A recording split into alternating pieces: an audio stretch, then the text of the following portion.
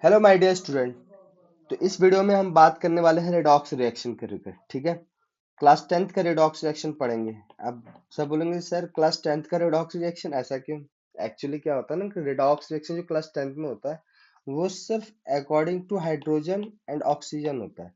That means addition of oxygen और liberation of hydrogen, या फिर हाइड्रोजन है ना, या एडिशन ऑफ ऑक्सीजन और रिमूवल ऑफ हाइड्रोजन। तो यही केसेस आते हैं, तो इसी रिगार्डिंग हम पढ़ने वाले हैं। और जब वही आप क्लास 11th में पढ़ोगे तो फिर वहां पे तो इलेक्ट्रॉन्स को लेकर आ जाता है। तो हम यहाँ पे अभी एक्चुअली हम ऑक्सीडेशन रिएक्शन जो पढ़ेंगे वो हाइड्रोजन एंड ऑक्सीजन के बेस पर पढ़ेंगे। ठीक है, यहाँ पे एक सिंपल सा केस देखो। यहाँ पे कॉपर है ना, कॉपर को जब जब कॉपर को ऑक्सीजन के साथ रिएक्ट कराया जा रहा है, दैट मीन्स अगर यहाँ पे सिंपल सा केस कहा जाए कि आपको भी पता है जब किसी को भी ऑक्सीजन के साथ रिएक्ट कराया जा रहा है इसका मतलब उसको बर्न किया जा रहा है ना, यानी हीट दिया जा रहा है। तो क्या बना है? कॉपर ऑक्साइड बना है। क्या बना है? कॉपर ऑक्साइड बना है ना। तो यहाँ पे अगर आप देखो, पहले कॉपर था और इसमें एडिशन हुआ है। किसका? एडिशन ऑफ ऑक्सीजन हुआ है। तो जहां पे एडिशन ऑफ ऑक्सीजन होगा ना, वो क्या होगा? ऑक्सीडेशन होगा। क्या होगा? ऑक्सीडेशन होगा। अब यही केस देखो, ये कॉपर ऑक्साइड से जब इसको हाइड्रोजन के साथ रिएक्ट करा रहे हैं, किसके साथ? हाइड्रोजन के साथ। ठीक है, तो हमारा क्या बना? कॉपर और प्लस वाटर बना। यहाँ पे आप नोटिस करो ये कॉपर है, पहले यहाँ पे कॉपर ऑक्साइड था और यहाँ पे कॉपर हो गया। डेट मीन्स ऑक्सीजन रिमूव हुआ है। तो यहाँ पे एडिशन हुआ था, यहाँ पे क्या हुआ था? एडिशन हुआ था, addition of oxygen, addition of oxygen है ना। और यहाँ पे क्या हो रहा है? यहाँ पर आपका हो रहा है रिमूवल ऑफ ऑक्सीजन। क्या हो रहा है? Removal of oxygen. जहां पे एडिशन होगा उसको ऑक्सीडेशन कहेंगे। क्या कहेंगे? ऑक्सीडेशन। और जहां पे रिमूवल होगा वहां पे क्या कहेंगे? रिडक्शन कहेंगे। क्या कहेंगे? रिडक्शन कहेंगे। सिंपल सी बात समझ में आई? If a substance gains oxygen during a reaction, it is said to be oxidized, and that reaction is known as oxidation reaction. If a substance lose oxygen during a reaction, it is said to be reduced, and that reaction is known as reduction reaction, है ना। यहाँ पे देखो, surface of copper powder become coated with black copper oxide। ये ऐसा क्यों हो रहा है कि जो सरफेस है कॉपर पाउडर का वो black become coated with black copper oxide, black coated हो जा रहा है। उसका रीजन है कि ऑक्सीजन जो है ऐड हो जा रहा है कॉपर के साथ और कॉपर ऑक्साइड फॉर्म कर जा रहा है। क्या बन जा रहा है? कॉपर के साथ ऑक्सीजन ऐड हो जा रहा है और कॉपर ऑक्साइड बन जा रहा है ना।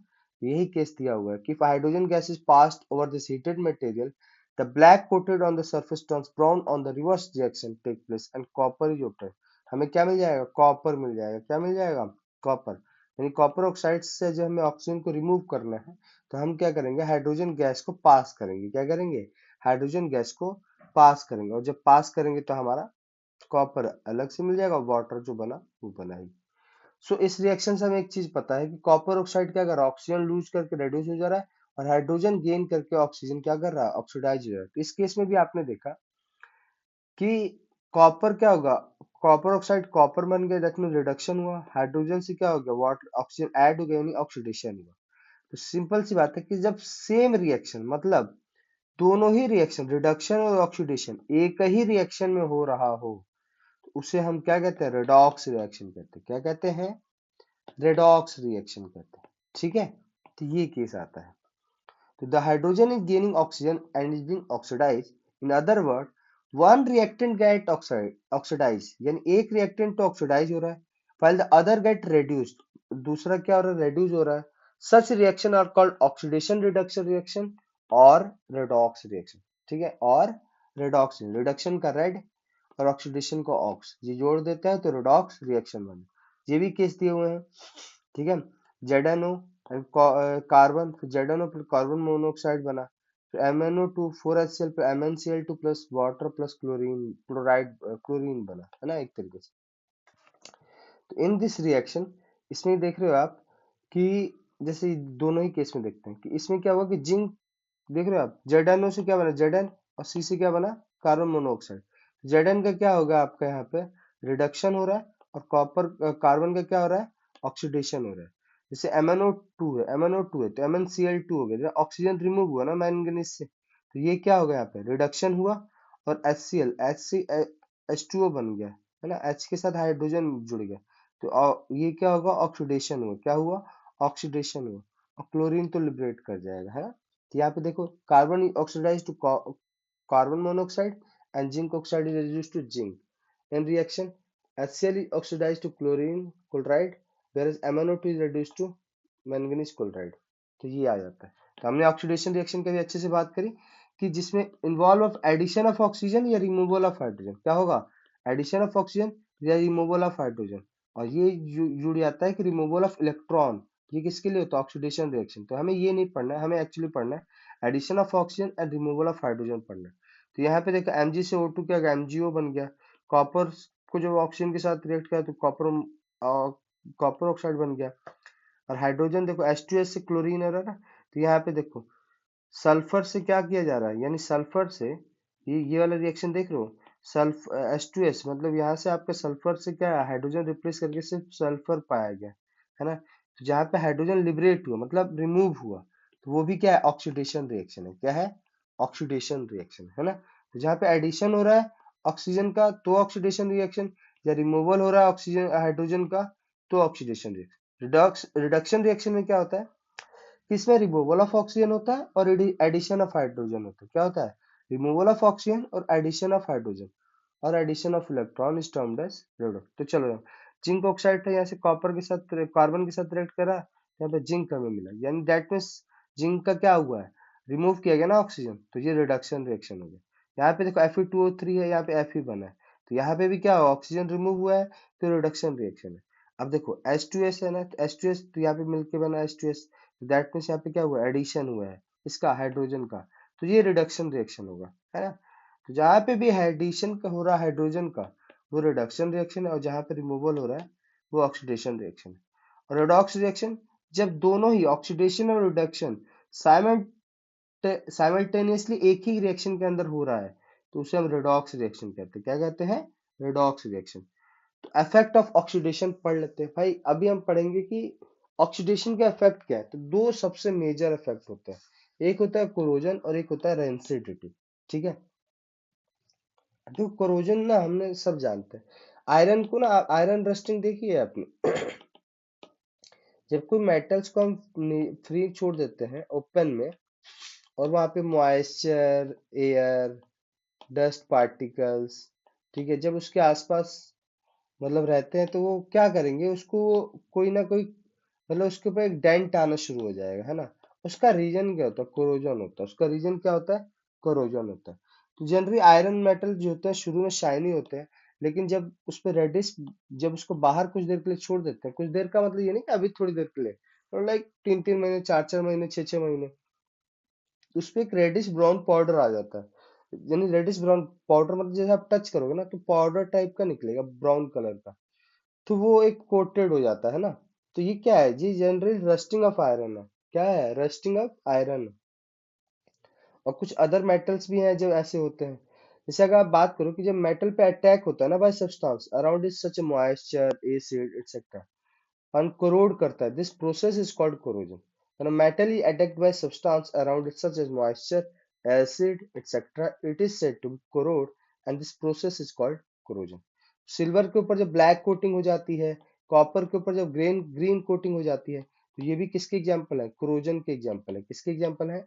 कोरोजन के एग्जांपल। जैसे आपने देखा होगा घरों में मम्मी लोग जो आपका सिल्वर पहनती हैं, ठीक है, उस पे आप कुछ दिनों के बाद, जैसे मतलब 1-2 सालों के बाद आप देखोगे कि उस पे एक ब्लैक कोटिंग आने लगता है, उसकी जो चमक होती है, जो शाइन होती है, वो वीक हो जाती है ना।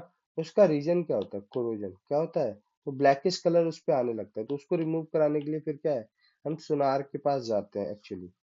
तो ऐसे ही काम करते हैं। जैसे यहाँ पे देखो आप, ये क्या है? आयरन, ये रस्टिंग, रस्ट हो चुका है आयरन पे, ये ना ब्रिंग रेडिश ब्राउन कलर का पाउडर आ गया, ये देखो रस्टिंग हो चुका है। तो कोरोजन क्या है? डैमेज कर देता है किसको? देखो, कोरोजन जनरली सभी मेटल के लिए होगा, लेकिन आयरन के लिए जो वही कोरोजन को स्पेशली हम क्या कहेंगे? रस्टिंग कहेंगे। क्या कहेंगे? रस्टिंग कहेंगे। ध्यान देने वाली बात है ये। कोरोजन क्या है? Cause damage to car bodies, bridge, iron railing ships and to all object made of metal. सबको क्या करेगा? डैमेज कर देगा, specially those of iron. Corrosion of iron is serious problem. Every year enormous amount of money spent to replace damage iron.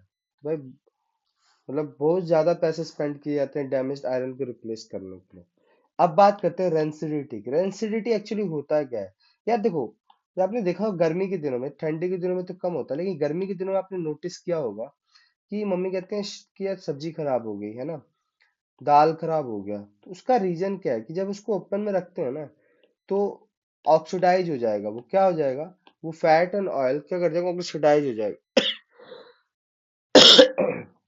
तो उनके colour में भी change आएगा, स्मेल में भी चेंज आएगा, और इवन टेस्ट में भी चेंज आएगा। तो that is known as rancidity.